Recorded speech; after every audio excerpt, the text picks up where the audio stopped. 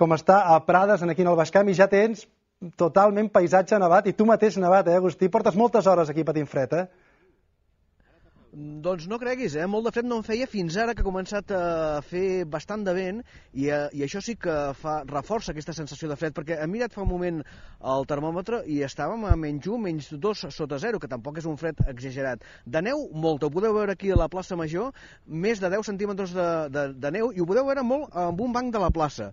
Si veieu, aquí està el banc, i aquest és tot el tou de neu que està caient. I és que no és que caigui amb molta intensitat, però gairebé des de les 10 del matí que està nevant i no para. Problemes importants, la veritat és que no hi ha hagut.